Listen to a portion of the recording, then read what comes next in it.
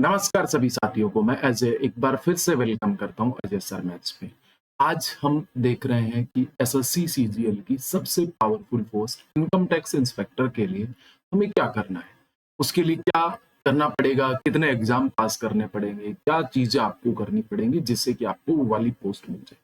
पिछले 5 साल से मैंने देखा है कि इनकम टैक्स इंस्पेक्टर की जो सबसे ज्यादा कट ऑफ जा रही है वो इनकम टैक्स इंस्पेक्टर की जा रही है एसएससी में। इनकम टैक्स डिपार्टमेंट में जाने के लिए कई सारे रास्ते हैं। सबसे पहले आप नए साथी हैं तो चैनल को सब्सक्राइब कर देना, बेल आइकन ऑन कर लेना, जिससे आपको और भी वीडियो मिलती रहे।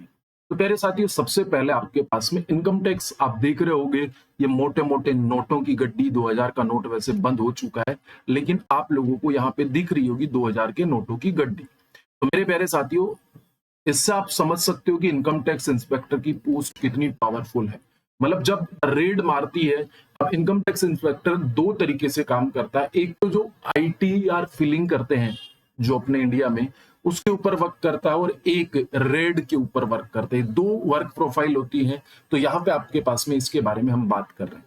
तो प्यारे साथियों, सबसे पहले किस एग्जाम के थ्रू आप इसमें जा सकते हो, तो ये वाली बात आप समझने की कोशिश करना। एग्जाम आपके पास में एसएससी सीजीएल से जा सकते हो और यूपीएससी से जा सकते हो। इनकम टैक्स डिपार्टमेंट में दो एग्जामों से जा सकते हो।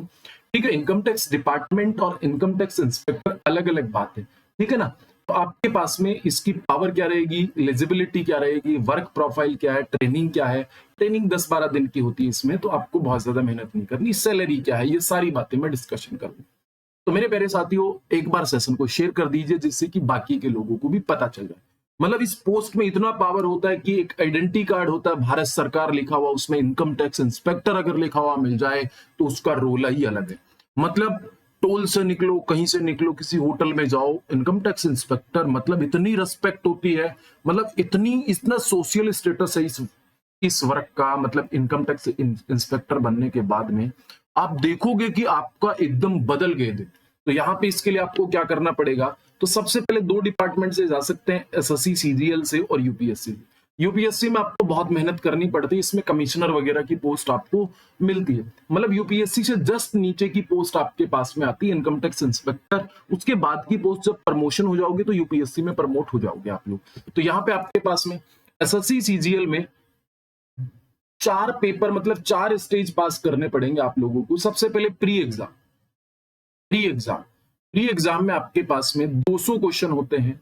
200 क्वेश्चन में आपके पास में 50 मैथ्स होती है, 50 रीजनिंग होती है, सॉरी 25 मैथ्स होती है, 25 रीजनिंग होती है, 25 जीएस होती है और 25 इंग्लिश होती है। मतलब टोटल 100 क्वेश्चन का पेपर होता है। टोटल 100 क्वेश्चन का पेपर होता है, ठीक है। एक क्वेश्चन 2 नंबर का होता है, ठीक है। इसको पास करना पड़ेगा पहले, ये सिर्फ और सिर्फ क्वालिफाइंग है।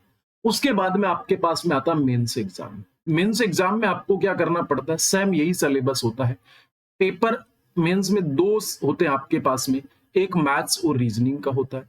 यहाँ पे मैथ्स और रीजनिंग में कितने क्वेश्चन होते हैं, 30 मैथ्स में होते हैं और 30 रीजनिंग में, ठीक है।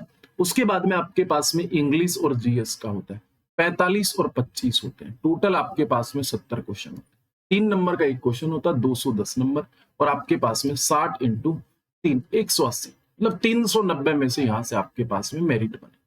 फिर डिस्क्रिप्टिव होता है आपके पास में, फिर होता है डिस्क्रिप्टिव, ठीक है ना। पहले क्या होता था, इंटरव्यू होता था, आजकल क्या होता है, डिस्क्रिप्टिव होता है।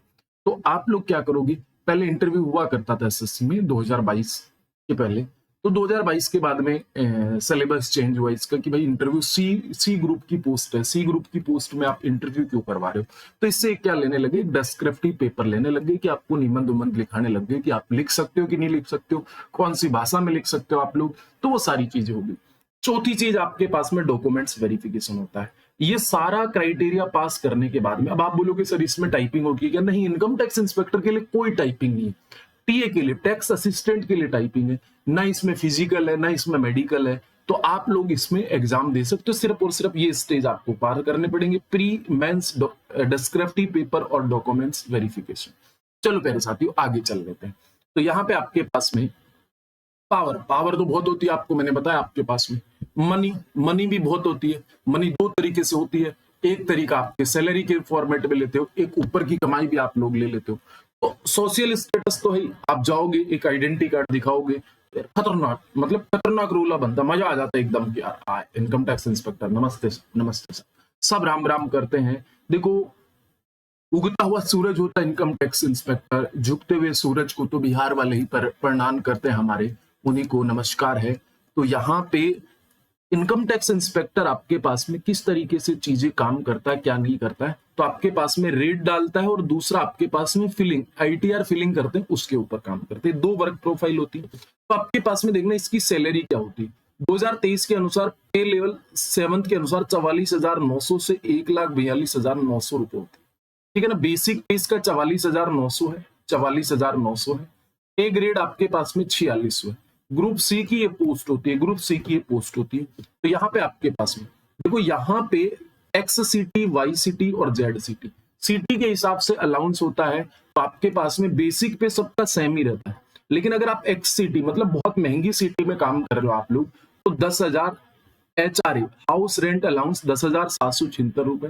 वाई सिटी थोड़ी सी कम खर्चीली सिटी में काम कर रहे हो तो इतना रेंट है। और जेड सिटी मतलब बहुत लोअर सिटी में काम कर रहे हो तो इतना अलाउंस है। डी आपके पास में 7,000, इतना इतना इतना। टीए इतना आपके पास में, टीए डीए इतना 612, 300 से 300 से, ठीक है ना। और बेसिक प्लस डीए इतना इतना इतना, सबका बराबर ही है। और ये 350, 350, 350, ये शायद रिचार्ज का, यहाँ पे 30 30 30 और है। ये टोटल ग्रोस अर्निंग आपके पास में 67,521 है एक सिटी में, महंगी सिटी में। मीडियम वाली में 63,929 है और 60,329। टोटल डिडक्शन आपके पास में इतना इतना होता है, सबका बराबर। गवर्नमेंट कॉन्ट्रीब्यूटिव इतना होता है आपके पास में। और आपके पास की जो नेट अर्निंग है ना, वो होती है 61,888, 58,296 और 54,704। ये XYZ सिटी का मतलब समझ गए, महंगी, फिर थोड़ी सस्ती और फिर बिल्कुल सस्ती, इन सिटी के हिसाब से है। तो आपके पास में देखना, अब इसका प्रमोशन कैसे होता है। तो प्रमोशन देखो, the career growth in the field of the income tax officer individuals, the change of the climate, the professional leader assignment, higher responsibility and the control. तो आपके पास में 10 से 11 साल में आईटी इंस्पेक्टर रिक्रूटमेंट में promotional assistant commissioner of IT, then the duty commissioner of IT after service 4 to 5 year, ठीक है ना। तो आपकी जो रैंक है पहली, इन प्रमोशन कब मिलेगा, 10 से 11 साल। 10 से 11 साल की पोस्ट हो जाएगी तो आपको इनकम टैक्स से आपके पास में level first promotion senior tax assistant, ठीक है ना, जिसमें 47,600 से। उसके बाद में level 2 promotion assistant commissioner, level 3 promotion deputy commissioner, level 4 promotion joint commissioner, level 5 promotion additional commissioner, और ये हाई प्रमोशनल लेवल होता है, ये सबसे लास्ट का commissioner of income tax inspector, ठीक है ना, commissioner of income tax inspector. तो यहां से आईएएस के थ्रू भी बना जा सकता है, यूपीएससी की एग्जाम देके, और यहां से भी। तो ये मैंने आपको बता दी कि कब कब आपका प्रमोशन होता है, ठीक है ना, और आपकी ड्यूटी कैसी रहती है उसके ऊपर भी है, ठीक है। तो यहाँ पे सैलरी बहुत अच्छी है, प्रमोशन बहुत अच्छे हैं, और वर्क प्रोफाइल इतनी है, सोशल स्टेटस इतना है कि आप जाओगे किसी भी ग्रामीण क्षेत्र में, टोल से निकलोगे, किसी दोस्त से मिलोगे, इनकम टैक्स इंस्पेक्टर का वो आईडी कार्ड लिखा हुआ, आयकर विभाग लिखा हुआ, ये बहुत खतरनाक काम करता है। तो आपको ये, इसके लिए आपको करना क्या पड़ेगा, आपको रैंक बहुत अच्छी लेके आनी पड़ेगी, कट ऑफ मार्क्स पार करने पड़ेंगे। तो यहाँ पे आपके पास में पिछले 5 साल में सबसे ज्यादा जो कट ऑफ गई है ना, वो इनकम टैक्स इंस्पेक्टर की गई है भाई साहब। तो यहाँ पे आपके पास में एलिजिबिलिटी क्या होती है, सबसे पहले आपके पास में कोई भी गवर्नमेंट यूनिवर्सिटी से या अप्रूव्ड यूनिवर्सिटी से आप क्या हो, ग्रेजुएट, ग्रेजुएशन आपने कर रखी है, आपकी उम्र 27 साल से अधिक ना हो, और SC ST वालों को इसमें 5 साल की छूट है, ओबीसी वालों को, और ओबीसी और EWS और एक्स आर्मी, उनको 3 साल की छूट है। तो ये वाली आपके पास में एज की रिलैक्सेशन होगी। ग्रेजुएशन होना चाहिए, किसी भी सब्जेक्ट से हो सकता है, BA BSc BCom BTech कोई भी हो सकता है, बस वो गवर्नमेंट अप्रूव्ड यूनिवर्सिटी होनी चाहिए, उससे आपका ग्रेजुएशन होना चाहिए। इसके अलावा आपको कुछ नहीं चाहिए, 27 प्लस एज होनी चाहिए, मतलब 27 से ज्यादा एज नहीं होनी चाहिए, ठीक है ना। और यहाँ पे 5 साल का रिलैक्सेशन SC ST कैंडिडेट को मिल जाता है, 3 साल का OBC EWS और एक्स सर्विसमैन को मिल जाता है। मेरी बात समझ गए होंगे आप लोग। अब आपके पास में ये वाली बातें समझ आ गई, कोई दिक्कत परेशानी नहीं, मतलब इतना बढ़िया प्रमोशनल मैंने बता दी, सैलरी मैंने बता दी, डीए टीए बता दिया। तो अब आपको करना क्या है, एकदम 2024 के एग्जाम के लिए आप लग जाओ। 2024 का सीजीएल का एग्जाम आएगा, इसमें आपको ये रैंक लेनी है, मतलब बहुत टॉप अंडर 100 का टारगेट रखिए। अंडर 100 में आपको अच्छी रैंक मिल जाती है, क्योंकि रैंक के हिसाब से प्रमोशन होता है उसके बाद में, पहले बता दे रहा हूं मैं। तो आपको एक बेस्ट रैंक लेनी है, और बेस्ट रैंक के लिए आपको मेरे वीडियो देखते रहना है मैथ्स के, कि क्या क्या मैंने पढ़ा है, क्योंकि सभी सब्जेक्ट को, मैथ्स को, रीजनिंग को, जीएस को, इंग्लिश को, सभी का इक्वल वेटेज है, सबको बराबर समय देना है। जरूरी नहीं मैथ्स के ऊपर ही पूरा, पहले के समय में क्या होता था, मैथ्स और इंग्लिश से सिलेक्शन हो जाता, लेकिन अब ऐसा समय बदल गया। सभी सब्जेक्ट में आपको समय देना पड़ेगा, मेहनत करनी पड़ेगी। 2024 के लिए तैयार रहिए आप सब लोग, और उम्मीद है कि आपका एसएससी एकदम एक्यूरेट टाइम पे चलती है। मैं बताऊं, इलेक्शन का साल है, लेकिन पिछले बार 2019 में भी इलेक्शन हुए थे, तब भी एसएससी एकदम एक्यूरेट टाइम पे ही थी, कोई चेंज नहीं हुआ था।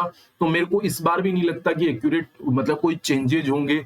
आपकी एग्जाम समय पे होगी, समय पे नोटिफिकेशन आएगा, ठीक है ना। तो जून जुलाई के आसपास मतलब आपका नोटिफिकेशन आने की संभावना है, ठीक है। और मतलब परीक्षा हो जाएगी उस समय पे, तो आपको ज्यादा मेहनत नहीं करनी। तो आज के लिए bye bye, take care, love you, end करता हूं।